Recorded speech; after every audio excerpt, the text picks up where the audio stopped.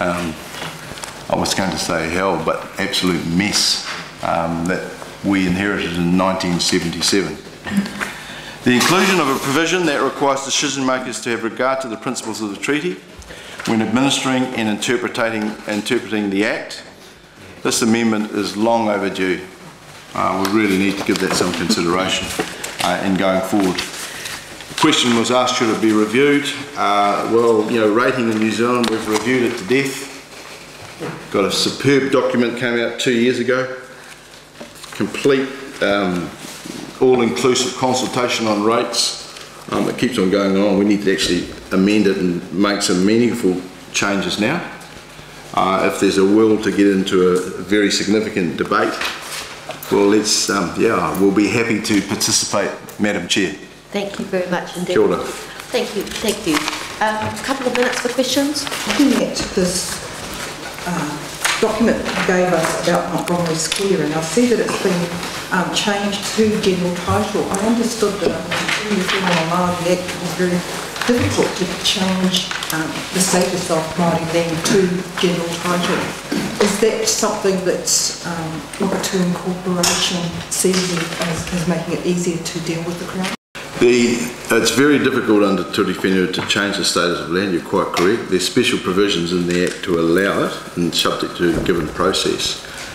In the case of organisations that manage perpetual leases, for instance, in this case, if we hadn't had the change in designation of that land, we wouldn't have been able to agree to the arrangement with the Nelson City Council, and effectively they would have had to move to take it off us under the Public Works Act. We had the flexibility to negotiate continuing our ownership, but putting in place a commercial arrangement over that land.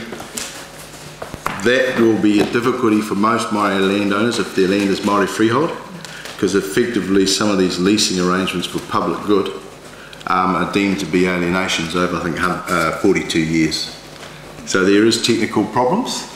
But however, the intent is sound, where you can hold your land and negotiate an arrangement for the owners and in the public interest.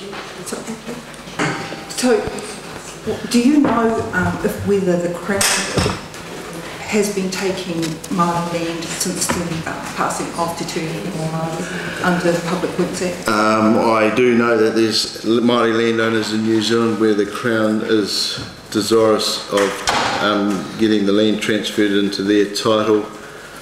Some of it's where actually they never surveyed the land for the public work, assumed it was Crown land, but when they completed surveys they found that they essentially had made mistakes in the operational side. So then they go to the owners, and the owners said, no, you get your public work off our land. So yeah, yes, it's happening. It's happening still in New Zealand. Thank you very much. Thank you, Paul, and thank you for the team.